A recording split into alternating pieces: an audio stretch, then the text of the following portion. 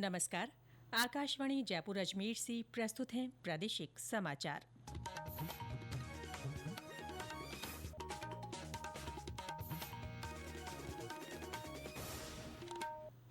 समाचारों के साथ मैं रितिका गुप्ता।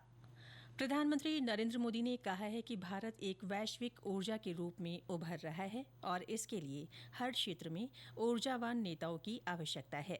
प्रधानमंत्री ने आज नई दिल्ली के भारत मंडपम में सोल लीडरशिप कॉन्क्लेव के पहले संस्करण का उद्घाटन करते हुए कहा कि राष्ट्र निर्माण के लिए नागरिकों का विकास बहुत महत्वपूर्ण है। उन्होंने कहा कि सोल लीडरशिप की स्थापना विकसित भारत की यात्रा की दिशा में महत्वपूर्ण कदम है।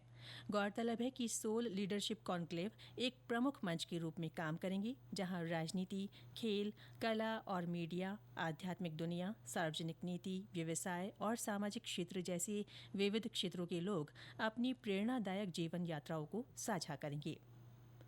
केंद्रीय स्वास्थ्य मंत्री जेपी नड्डा ने कहा है कि पिछले 10 वर्षों में स्वास्थ्य पर होने वाला खर्च 64% से घटकर लगभग 39% रह गया है।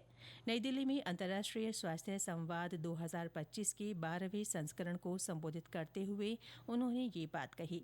स्वास्थ्य मंत्री ने कहा कि प्रधानमंत्री जन आरोग्य योजना के साथ साथ राष्ट्रीय स्वास्थ्य मिशन और अन्य योजनाओं के तहत दी जाने वाली सेवाओं के कारण स्वास्थ्य पर होने वाले खर्च में कमी आई है।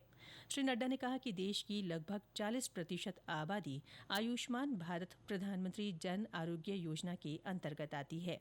हाल ही में 70 वर्ष और उससे अधिक आयु के सभी वरिष्ठ नागरिकों को भी इस योजना में शामिल किया गया है। अजमेर रेलवे स्टेशन पर automatic health checkup smart kiosk लगाया गया है। उत्तर पश्चिम रेलवे की ओर से लगाए गए इस कियोस्क में यात्रियों की स्वास्थ्य जांच की जाएगी।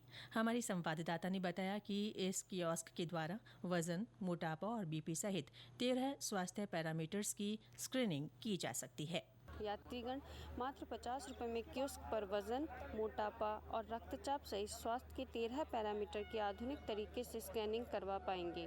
इस कियोस्क पर यात्री 1 मिनट के लिए खड़े होकर अपना मोबाइल नंबर फीड करेंगे और फीड निर्देशों की पालना कर अपनी रिपोर्ट मोबाइल के व्हाट्सएप पर और मेल पर प्राप्त कर पाएंगे। नलिमा हदीज, आकाशवाणी समाचार, अजमेर।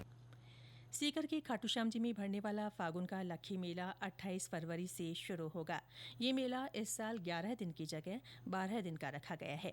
मेले में बड़ी संख्या में आने वाले श्रद्धालुओं के मद्देनजर प्रशासन की ओर से सुविधा और सुरक्षा के लिए व्यापक इंतजाम किए जा रहे हैं। मेला स्थल और आसपास के क्षेत्रों में यातायात के सख्त नियम लागू किए जाएंगे।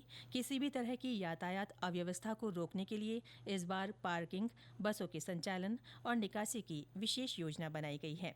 वहीं मेले में आने वाले श्रद्धालुओं के लिए रेलवे की ओर से विशेष रेलगाड़ियां चलाई जाएंगी। साथ ही रेलगाड़ियों में अतिरिक्त डिब्बे भी लगाए जाएंगे।